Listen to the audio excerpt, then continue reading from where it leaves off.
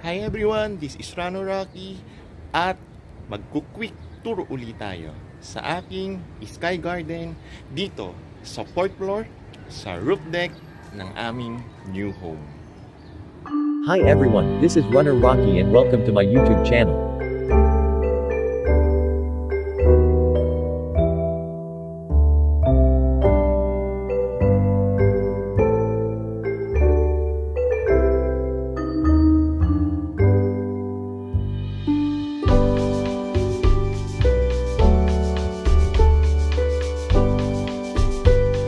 Happy 2021 mga ka-rockers! At kung matatandaan nyo, first time tayong nag-vlog at nag-garden tour last April or May 2020. At pinakita ko sa inyo yung ilan sa mga halaman at mga namumulaklakang tanim dito sa aking roof deck sa 4th floor. At ngayong 2021, bagong taon, at after I think 6 or 7 years, magbibigay uli ako sa inyo ng update. Papakita ko kung ano yung naging improvement sa ating mga pananim. So, balikan natin dahil last na pagbablog ko, nakita natin na maliliit pa yung mga halaman. At hindi pa ganun karami yung mga plants ko dito sa aking Sky Garden. So, ngayon, mag-quick tour ulit tayo sa ating Sky Garden dito sa ating new home sa 4th floor. So, tara! Puntahan na natin isa ang mga halaman at tignan natin kung ano yung mga nadagdag at mga bagong flowering plants. Let's go! Simulan natin sa mga sampagita. So, ito na sila ngayon. Medyo lumaki na sila, pero this month, hindi lang sila namumulaklak. Yan, medyo lumaki na yung aking 4 na sampagita. Siyempre, ito pa rin yung puno na parang palmera. And of course, nadagdag ang ating aloe vera. At katabi niya, yung dalawang gumamela. Do katatapos niya lang mamulaklak, wala pa tayong makitang bulaklak dito sa dalawa. At bago tong dalawang to. I didn't exactly know kung anong pangalan niya, pero ayan siya. Yan, ang plants na pang garden. Kasama ito. Of course, dati maliit pa tong halaman na to, yung parang puno na animoy pinya yung itsura niya. So, konti na lang, palaki na siya. So, ayan siya ngayon. So, yan, medyo tumatangkad na siya. At hindi rin mawawala ang ating dalawang imported gumamela. Imported gumamela siya kasi makikita nyo, hindi siya typical na gumamelang local na nakikita natin. Kasi, yan, parang roses ang itsura niya. At kulay yellow siya. Yan o. Kakalain mo sa una, rose siya. Pero ito ay imported gumamela. Yan, maraming pulaklak yan last time. At lumalaki na rin sila. So this is our imported gumamela. Pagpasok mo sa aking root deck, sila ang sasalubong sa'yo. Again, another set of imported gumamela. Yan, medyo tumangkad na siya ngayon. So, ito naman, unlike yung kaninang parang rosas, maliliit naman siya. Yan, kitang-kita yung itsura nyo.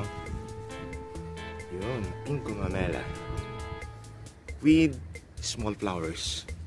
Tumangkad na rin siya ngayon. Ito, bagong dagdag to. Ito, parang bonsai na to. Yan. Yun.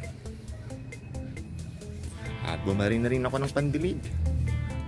Aside sa balde at hose na aking pandilig sa mga halaman, meron na rin tayong pandilig ngayon.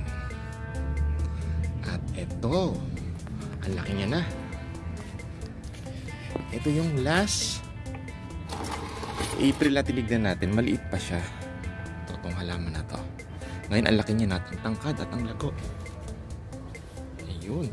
Hindi ko masyadong alam yung pangalan niya.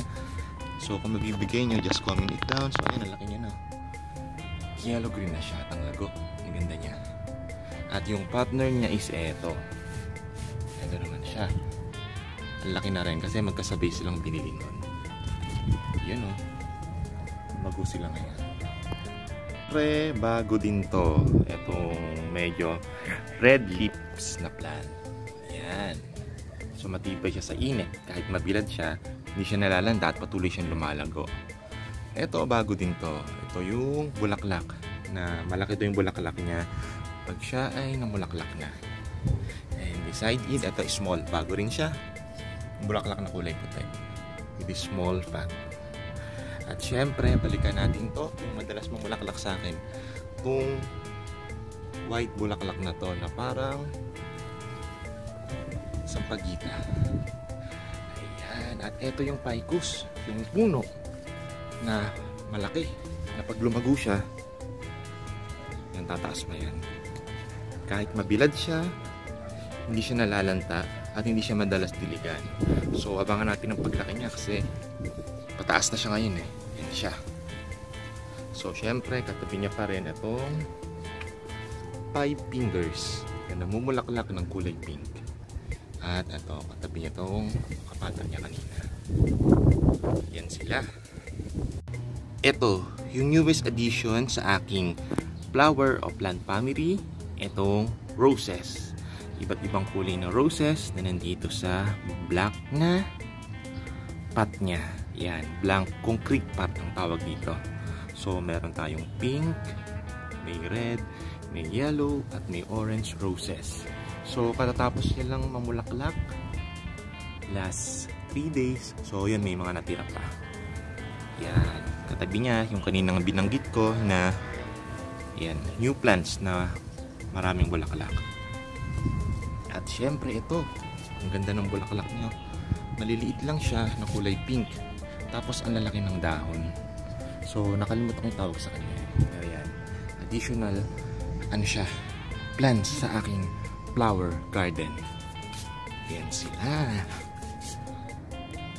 Sa kabilang side, hindi rin mawawala itong bagong plants nito. Maliliit lang yung dahon niya at animoy pine tree siya. At dito, last, I think June din, nagtanim ako ng yan, sili. Yun siya, oh. Maliit pa lang siya. Dito na siya lumaki. At namunga siya last time. Yan. So, patuloy siyang lumalago. Yan yung sili. Tabi niya dito ang ating palmera. Matangkad na rin siya, oh. Yan, maliit lang siya dati. Marami ako nito sa baba. So, ito siya, palaki na itong nasa taas. At ito, newest set of plants din. Namumulaklak siya na kulay puti. Nagaya rin ito na parang glow in the dark siya. Kasi makikita mo yung kulay niya puti. At yan, parang yung tubig is nagwa-waterproof sa dahon niya. So, yun itsura niya. At eto, bago lang to. Kakarating lang nito this month or last December. Etong yellow-green plant na to na may magagandang bulaklak na kulay puti na animoy bougainvillea pag siya'y lumaki. Yan siya. And of course, ang ating yan, yung puno na kasabay nung nasa kabilang side ko. Yan. So matibay din siya sa init. At ito ang ating pampaswerte daw, ang ating money tree. So yan, matagal na rin siya dito sa atin. Eto, bago lang din tong plants na to. Ito yung tinatawag na monkey plant.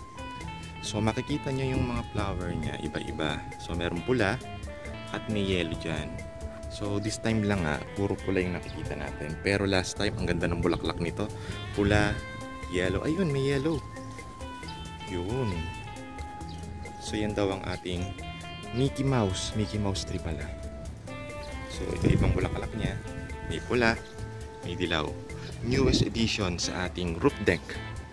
So ang tangkad nyo, patuloy ang tataas. So abangan natin na coming days, lalo na pagdating ng summer, yung i-improve niya. Welcome din sa ating Sky Garden ang bagong family member, ang kalamansi. So yan, kakarating lang nito last December 31. So yan, no, kalamansi siya, maliit pa, pero makikita mo may namumulaklak na siya. Ayan, no, mga puting bulaklak. At ayun, may mga maliliit na kalamansi din na namumunga. So yan, welcome home, kalamansi. At susubaybayan namin, i-update namin kayo pag namunga na siya ng marami at malalaking kalamansi. And of course, ang isa sa pinakamasipag mamulaklak sa aking sky garden, ito, ang yellow bells. Kitang-kita nyo pa naman, kahit hindi, ayan, peak season o panahon niya, puro bulaklak siya. Actually, mas marami pa yan before eh. So yan, nalalaglag lang iba, pero yan, isa sa pinaka-paborito ko na madalas mamulaklak ang ating yellow bell. Parang gumamela ang size niya. Hindi rin mawawala ang isa sa nagpapaganda ng ating garden. Etong animoy nyog na puno na malaki. Dalawa siya. Yan, isa rin sa pinakamatibay sa aking garden. Dahil binagyo na yan, dinaanan na ni Ulysses, nabasag na yung paso. Pero ayan, buhay na buhay pa rin siya. At patuloy siyang nagpapalit ng dahon, lumalaki at lumalago. At sa baba niya syempre, yan yung tatlong namumulaklak na parang sampagita na may puting maliliit na bulaklak in small leaves. So yan, i-comment nyo lang kung anong pangalan o tawag sa bulaklak na to. Of course, hindi mawawala to, bagong bago at isa sa pinakapaborito ko ngayon, ang namumulaklak at nagdadala ng ganda dito sa aking sky garden, ang pink bougainvillea. Bago lang din siya. Yan, so kitang-kita nyo naman, ang lakas niya mabulaklak. Yung dinala siya dito, hindi siya ganyang kadaming bulaklak. But as time goes by, ayan o, kitang-kita nyo na. Dami, ang ganda ng mga bulaklak niya. Pink na pink. Talaga nagpapaganda siya sa ating garden. Yan, patuloy siyang lumalago, namumulaklak, at mas tatangkad pa. So ayan, isunod ko na rin yung katabi niya. Another bonsai gumamela, imported din. Yan, maliliit din yung kanyang bulaklak. At side by side, ito rin yung gumamela. So isa yan sa pinakaunang halaman ko dito. So hindi natin abutan na namulaklak siya ngayon. Pero soon, papakita ko kung namulaklak na siya. At ito rin yung nanganganak na parang puno siya eh, na mabango at may puting bulaklak. So wala siyang bulaklak for now, but soon makikita natin siya. So ayan, puro bulaklak tong side na to. At ito naman ang yellow butterfly. So namumulaklak din siya. Malago siya pag namulaklak. Bakit butterfly siya? Kasi itsura ng mga bulaklak niya parang butterfly. Yan o. Ayan, makikita nyo. Padami na ng padami yung mga buko niya. Pabulaklak na siya. So, yan siya. Siyempre, ang pinakamatagal sa atin itong bulaklak na to. Tangkad na siya. Yung may kulay pink na bulaklak. Yan. Katabi niya siyempre yung partner niya na ganun din. Yan. Tangkad niya na. Ang liit-liit niya dati yung huling pinicture natin siya. At syempre, patuloy na tumatangkad. Ano nga ba to? Family of Parmela siya. Na nakita nyo, isa sa pinakaunang halaman ko yan. At ang tangkad niya no, pataas na siya ng pataas. At patuloy na lumalago yung dahon niya. Dadami pa yung dahon niyan in the near future. At side din, bago lang din to. Kung may pink gumamela tayo kanina, meron din tayong white bougainvillea. So kitang-kita natin kung kanina malagong pink, eto possible naman siya, kulay white bougainvillea naman siya. Liit pa siya ngayon at tatangkad yan. Abangan natin yan kagaya nung pink bougainvillea ko kanina. At syempre sa side nito, ito yung pambugaw daw sa lamok. So aromatic yung amoy niya. Medyo menthol siya. So yan yung nagbubugaw ng lamok. So yan siya. At just beside it, ito rin yung namumulaklak din to. Iting kulay pink ang bulaklak niya. Maliit lang siya na parang bonsai at patuloy lang siya namumulaklak. Same with this, ito yung may violet na bulaklak naman. Yan siya, ang tangkad niya na, dati ang liit lang yan. Yan yung pinakita ko sa inyo last time na kulay violet. Wala lang siyang bulaklak ngayon. At ito yung kapartner niya. Yan, maganda yan, kulay violet siya pag namulaklak na. At syempre, ito yung dati kong puno. Yan. Nagkaroon siya ng fall last time. Nalang tayong ilang dahon niya. But gladly, bumalik uli yung iba. Ayan, no. So, matapos malanta at malaglag ng mga dating dahon, yan, nagkaroon uli siya ng bago at maliliit na dahon. At sumisibol na siya ngayon. So, ito siya. Pakita natin. Ayan, matangkad yan. At tumataas na yung mga bagong dahon niya. Yan. Ba't naman tayo dito sa other side? Eto, bago siya. Family Parmela rin siya. Nakalimutan ko exact name niya. At nakita nyo naman, napapalitan na yung mga dahon niya. Tumutubo siya. Ito siya. Yan, tatangkad pa yan. Kagaya nung parang nyug ko. At ito, nakalimutan ko rin yung pangalan niya. Yan. Ayan naman yung maliliit pero may malalagong dahon. At just beside them, yung palmela na isa rin sa mga pinakaunang halaman ko dito. So kung makikita nyo, ang tangkad niya na at ang lalago ng dahon niya. At hindi mo diligan, patuloy siyang lumalaki. Yun, no? At eto, yan. Matatandaan nyo ba itong puno na to? So kagaya siya ng puno dun kanina na nalanta. Ayan, matangkad siya. So ito, medyo nasa lilim siya. Kung matatandaan nyo, last June yata or May, yung nagkaroon ng nest dito ng birds. So, nagkaroon ng itlog dito. Initlogan siya ng mga inahing ibon. At dito rin na-hatch yung eggs ng mga birds. So, yung 2 birds dito, pinicture ko rin siya at pinakita ko in may other vlog tsaka sa IG ko. Yan, dito. Ito yung nag-alaga or nag-house sa ibon at mga anak niya. At matapos ma-hatch ang egg at medyo lumaki yung mga ibon, yan, umalis na sila. Hindi ko naman hinuli yung mga ibon dahil mas okay na makalaya sila at mas mabubuhay sila doon kasi ikulong mo. So yan, nasa IG ko yan and IG story ko yung nest at yung bird na lumaki. And punta tayo sa konting side. Ito yung parang bunch ng halaman. Ito, may yellow green at green na malago siya. Isa rin sa mga unang halaman ko to. So pakita nyo, medyo tumataas siya at lalong lumalaki. Ito yung nandito sa kabilang side dati. Nilipat ko dito dahil punong-puno na ng flowers yung side na yan. So ito siya. At puntahan natin ngayon ang ating center, kung saan tinatawag natin na pinaka-park ng aking Sky Garden, kung saan nandito yung mga chair ko. So ito, yan, nakita nyo yung improvement niya. So dahil sa bagyong Ulysses, itong halaman ko na to, binasag niya yung paso niya dati. So kung matatandaan nyo, binasag siya. Kaya pinalitan ko siya ngayon ito, yung concrete na kulay black na pot. Yan. So mas matibay siya. At kahit bagyuhin pa o liparin ng marami o mas malakas na hangin, hindi siya natutumba. At syempre, yan, para maging balance at perfect tignan yung dalawang plants din dito sa Santan Rose natin na hindi napapagod mamulaklak ng kulay pula. At ito yung panglaban natin sa lamok dahil aromatic din yung amoy niya at nagtatabi siya ng lamok.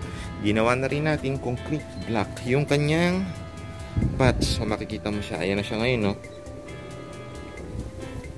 Yun, 3 black concrete pots. Yan. Kaya kahit ilang bagyo pang dumaan ngayon, hindi na siya basta mabubuhat. At the good thing, mas pinaganda niya ang ating park dito. So yan. So ayan pa rin upuan. At titignan nyo kung meron tayong concrete dito sa kabilang side. Ganun din. Ito si ating Santan Rose na hindi rin napapagod mabulaklak. Kagaya yung pattern niya sa kabilang side. Ini concrete pot. Kagaya rin itong halaman na to na pangtabi ng lamok at pinatner dito sa ficus na patuloy na tumataas at ang kanya na. So last nung first vlog ko nung June or May, maliit pa lang siya pero end siya ngayon, binasag din yung paso niya ni bagyong Ulysses. Kaya kung makikita nyo, pinalitan ko siya ng concrete na. Pinost ko yan sa Instagram ko at sa story. Kung babalikan nyo lang, so ayan, concrete na siya ngayon. Mas matibay, mas maganda. Sinama na rin natin yung dalawang sidekick niya, si rose plant at itong ayan, mosquito. Pangtaboy ng lamok na halaman. Ito paling isa rin sa pinakaunang halaman ko, kaya kung makikita yung tangkad niyan, panglago, oh. Yan. Dinidiligan ko pa lang sila ngayon, hindi pa tayo tapos magdilig. So ayan, makikita nyo side by side, concrete plants or concrete pots sa ating park. At syempre, hindi rin mawawala sa concrete pots na ito yung dalawang gumamela natin. So ayan siya. Yan, ito yung gumamela sa kabilang side. Makikita nyo meron siyang white leaves. At sa kabilang side din, another gumamela din siya. So combination ng gumamela with red leaves at gumamela with white leaves. So ayan. Yan sila sa side na to. 2 new gumamela. Newest addition din sa ating garden. And so, hanggang dito muna mga ka-rockers ang ating tour sa ating Sky Garden. I-update ko kayo on the succeeding months at magtuturo tayong muli pag namulaklak na ang ating mga flowering plants at lumaki na at lumago ang mga bago nating halaman. So again, Happy New Year mga ka-rockers and have a blessed and fruitful 2021 ahead. Good luck!